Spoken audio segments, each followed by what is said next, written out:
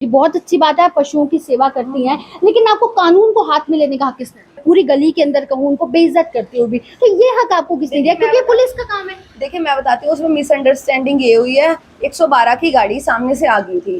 तो आप एक बुजुर्ग व्यक्ति को डंडे से मारते दिखाई दे रही है, क्या इसमें भी आपने कानून को हाथ में नहीं लिया? देखिए यहाँ पर मैं अपनी गलती, एक चीज नॉर्मली सी बात है, मैं भी अपनी गलती मानी थी और बुजुर्ग जो वहाँ पर बुजुर्ग थे उन्होंने भी अपनी गलती मानी थी। पिछले 2-3 दिनों से अंबाला के कई इलाकों में एक वीडियो लगातार सोशल मीडिया पर वायरल हो रहा है। ये वीडियो एक महिला का है जो कि पशु प्रेमी है। उसमें एक नहीं बल्कि ये 3-4 वीडियोस हैं। सबसे पहले एक सेक्टर 9 अंबाला शहर का ये वीडियो वायरल हुआ, उसके बाद अंबाला कैंट का एक वीडियो वायरल हुआ और उसके बाद कहीं लगातार ये कंट्रोवर्सीज जो है वो लगातार बढ़ती जा रही हैं, जिससे मैं कहूँ अंबाला के लोगों में और समाज के कई समाज के लोगों में भी रोष जो है वो देखने को मिला है और पशु प्रेमी महिला पर जो है वो एक के बाद एक 2 एफआईआर भी दर्ज हो गई है।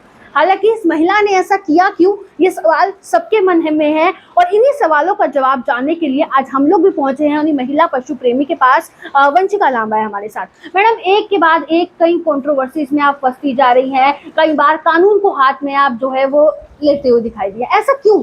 देखिए इसमें ऐसा हुआ था, जब सबसे पहले हमारा सेक्टर 9 वाला केस हुआ तो सेक्टर 9 वाला केस में हमारा कॉम्प्रोमाइज हो गया। उस इंसान ने माफी इसलिए मांगी कि उसकी एफआईआर लॉन्च ना हो, और हमारे साथ 112 की गाड़ी हमेशा साथ जाती है क्रूरल्टी केस में।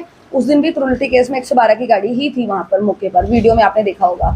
उसके बाद अगले ही दिन जब हम वहां से कॉम्प्रोमाइज करा के आए, अगले दिन सुबह एक बुजुर्ग डंडे से गाय को मार रहे थे, तो वो वाली बात हुई, वो आप सबको पता ही है। और उसके ही दोपहर को एक अंबाला एथलीट नाम से आईडी है फुटबॉल चौक पर जिसकी शॉप है, उसने मेरे खिलाफ गलत वीडियो डाली जिसमें कि वो मेरी बेइज्जती कर रहा था, तो मैंने उसके लिए वहां पर गई तो वो वाला मुद्दा बना। ये ऐसे करके 2 ही दिन में 3 मुद्दे बन गए। देखिए, अगर मैं सबसे पहले मुद्दे की बात करूं, सेक्टर 9 से शुरुआत करते हैं।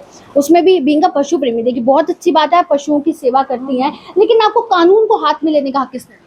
देखिए मैं आपको एक बात बता दूं, मैंने कानून को हाथ में कोई नहीं लिया। अगर हम कानून को हाथ में लेते, हम उसके किसी के भी साथ कुछ मारपीट करते या कुछ भी, तो वो चीज़ अलग होती। बट क्रूरल्टी केस में हमने किसी के भी साथ कोई मारपीट नहीं हुई है, पुलिस की मौजूदगी में ही हुआ है सारा।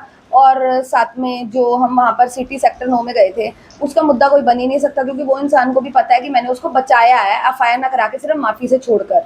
और जो दूसरी चीज़ है बुजुर्ग वाली, उसमें भी देखिए, मैं पहले सेक्टर 9 वाली कंटिन्यू करती हूँ। उसमें वीडियो में साफ तौर पर आप दिखाई दे रही हैं वो सरदार जी को खींचते हुए भी और भरी सभा में जो है, मतलब मैं पूरी गली के अंदर कहूँ उनको बेइज्जत करते हुए भी, तो ये हक आपको किसने दिया? क्योंकि पुलिस का काम है। देखिए मैं बताती हूँ, उसमें मिसअंडरस्टैंडिंग ये हुई है, 112 की गाड़ी सामने से आ गई थी और हम उसको ये बोल रहे थे कि अंदर मत जाओ, अब पुलिस वालों से बात कर लो।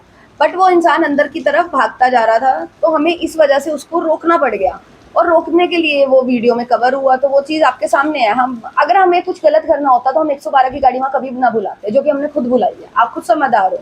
चलिए, अगले दिन की मैं बात कर लेती हूँ। अगले दिन सुबह एक वीडियो आपकी फिर सोशल मीडिया पर वायरल होती है, जिसमें आप एक बुजुर्ग व्यक्ति को डंडे से मारते दिखाई दे रही है, क्या इसमें भी आपने कानून को हाथ में नहीं लिया? देखिए यहाँ पर मैं अपनी गलती, एक चीज़ नॉर्मली सी बात है, मैं भी अपनी गलती मानी थी और बुजुर्ग जो वहाँ पर बुजुर्ग थे उन्होंने भी अपनी गलती मानी थी कि दोनों ही हमने गलती की है। चलो उन्होंने मुझे डंडा मार दिया, वो मेरी बेटी है, उन्होंने साफ बोला, जो कि मैंने वीडियो डीएसपी ऑफिस की डाली है, और मैंने उनको भी बोला कि चलो मैं आपके खिलाफ भी एफआईआर नहीं कराती क्रूरल्टी केस की या कुछ भी, और ना कोई कंप्लेंट दूंगी, तो हमारा आपसी समझौता हो गया, हमारा आस पड़ोस का मामला है। पर इस मुद्दे को कुछ लोगों ने पॉलिटिकल इशू, कुछ लोगों ने धार्मिक इशू बना दिया। और अंकल कह रहे हैं मैं उनको जानता तक नहीं, वो लोग है कौन? मतलब कितनी बड़ी बेइज्जती की उन लोगों के लिए बात है कि जो वो इतना बड़ा मुद्दा बनाकर, संगठन बनाकर खड़े हो रहे थे, उनको उन्होंने बोला कि मैं इन लोगों को जानता तक नहीं। मतलब ये चीज़ बहुत ही शर्म की बात है, क्योंकि जब एक इंसान ने गलती करी हो तो उस पर मुद्दा बन सकता है, पर जब दोनों इंसानों ने गलती करी हो और फिर आपस में सॉर्ट आउट हो गया हो, तो वो कोई मुद्दे वाली बात नहीं रह जाती है, उसमें ये बेवकूफ़ी वाली बात हो जाती है। मैं तो यही कहना चाहूँगी। चलिए, मतलब मैंने ये भी मान लिया कि अंकल जी से, बुजुर्ग अंकल से आपका समझौता हो गया, आप दोनों ने एक दूसरे अपनी गलती जो है वो मान ली। उसके बाद तीसरी मैं कंट्रोवर्सी की बात करूं तो एक वीडियो शाम को वायरल होती है, जिसमें मैं कहूँ सोशल मीडिया इन्फ्लुएंसर की ही वो वीडियो है और उसमें उन्होंने आरोप लगाए हैं कि आपने उनकी दुकान पे जाके मारपीट की है, बेअदबी मैं कहूँ वो की गई है। तो ये हक भी आपको कौन दे रहा है कि आप कैसे कानून को अपने हाथ में ले? देखो मैं आपको बात बताऊं, उड़ी उड़ी अफवाहों में इंसान अपने आप को बचाने के लिए 100 मुद्दे बना देता है। तो वो चीज़ हम नहीं, पर मैं हर धर्म की तो देखो इज्जत करती हूँ। और आपने मेरी वीडियो में देखा होगा, मैं गुरु नानक देव जी पे भी खुद अपने मेरी आईडी में वीडियो डली हुई है चारे के ऊपर। हम खुद गुरुद्वारे जाते हैं, और पंजोखड़ा साहब की आईडी तो मैंने कितने टाइम से फॉलो करी हुई है। और अपने हिंदू धर्म में भी हमने कोई दिक्कत नहीं है। तो हमने तो किसी भी धर्म, मैं तो कहती हूँ मैं किसी भी धर्म को टारगेट नहीं करती हूँ, पर अगर वो इंसान ने पग बांधी हुई है तो उसको गलत करने का अधिकार तो नहीं मिला ना। ये चीज़ मैं पूछना चाहती हूँ उन सबसे जो कि मुद्दा इस चीज़ का बनाएंगे। और जो लोग, ये बहुत ही शर्म की बात है, जो लोग उनके साथ खड़े हुए हैं, मैं आज उनसे पूछना चाहती हूँ कि आप लोग जिस व्यक्ति के साथ खड़े हो, वो इंसान कैसी तरह की वीडियो बनाता है, या आप लोग उसकी आईडी में चेक कर सकते हो कितनी गंदी लैंग्वेज वो बोलता है। और जो आपके घर की क्या बहन बेटी, मैं जो लोग साथ खड़े हैं सिर्फ मैं उन्हीं को बोल देती हूँ, मैं वो उसकी आईडी में वीडियो चलाती हूँ, आप अपने घर की बहन बेटी को ले आओ, मैं आप उनको वो वीडियो सुना कर दिखा दो, आप वो नहीं सुना पाओगे, तो आप उस इंसान का साथ कैसे दे सकते हो? बहुत ही शर्म वाली बात है। और दूसरी बात कि इंसान का साथ देने की बात तब आती है जब वो इंसान सही हो। वो इंसान पिछले कुछ टाइम में भी एक ऐसे काम कर चुका है, 2-3 लोगों के खिलाफ बोल चुका है, जिसमें हर बंदे ने आवाज़ उठाई है, और 1-2 में तो उसके ऊपर हाथ भी उठाया गया। एक मंत्री जी वाला केस हुआ था, उसमें भी उस इंसान ने गलत बोला, मंत्री जी को गालियां दी, बल्कि ये बोल सकता था, स्टेडियम की कमियां गिनवा सकता था और मुद्दा जांच पे बैठा सकता था, पर उसने सीधा ही गालियां निकाली। तो गालियां निकालने की बात ये आती है कि उसमें भी कुछ लोग इकट्ठे हुए जिनको कि दुख लगा, और उन्होंने उस इंसान की उस टाइम बुरी तरह पिटाई की, पुलिस स्टेशन लेकर गए, उसकी माफ़ी की भी वीडियो आई। तो मतलब जब वो पहले भी ऐसे काम कर चुका है, वो फिर भी अपने अंदर सुधार नहीं ला रहा है। वो मेरे ऊपर अब वीडियो डाल रहा है कि हाई कोर्ट में आपकी चप्पलें घिस जाएंगी, और तेरी हाई कोर्ट में चप्पलें घिस जाएंगी, किराया नहीं होगा, और इस बात को बचाने का दम रखियो। ये कैसी लैंग्वेज है? आप मुझे बताओ, दीदी दीदी क्या इतनी लैंग्वेज बोल गया, क्या ये सही है? चलिए, मैंने मान लिया, मैं सब कुछ मानती हूँ कि उनकी गलती भी है, उन्होंने जैसे मर्जी शब्दों का इस्तेमाल किया, लेकिन क्या आप उनकी दुकान पे जाकर, मैं शब्द इस्तेमाल करूंगी गुंडागर्दी का, क्या वो चीज की जा सकती है? क्या उसके ऊपर हाथापाई आप कर सकते थे? मैं आपको एक और बात बता देती हूँ, मैं आपको वीडियो प्रोवाइड करती हूँ, मैं इनको वीडियो प्रोवाइड करती हूँ कि जिसमें हम उसकी शॉप पर गए हैं और सिर्फ बात कर रहे हैं, और वो इंसान उठ के खड़ा होकर हमसे बात तक नहीं कर रहा और कह रहा है मैं तो दोबारा करूँगा, और हम उसे बार बार बोल रहे हैं कि आप वीडियो डिलीट कर दो कर दो कर दो, और सरदार जी कहकर बात कर रहे हैं, आप कहकर बात कर रहे हैं, बट वो बंदा वीडियो डिलीट करने के लिए मान ही नहीं रहा। वो अगर उसकी पहले वाले केसों में एफआईआर हो जाती तो आज वो इतने लेवल तक ना आता। उसका हौसला बुलंद होता जा रहा है, वो गंदी गाली गलौज से भरी वीडियो डाल रहा है, किसी ना किसी को टारगेट करके वीडियो डाल रहा है, तो ये बहुत ही शर्म वाली बात है। एसएचओ सर ने भी आपने हाथापाई क्यों?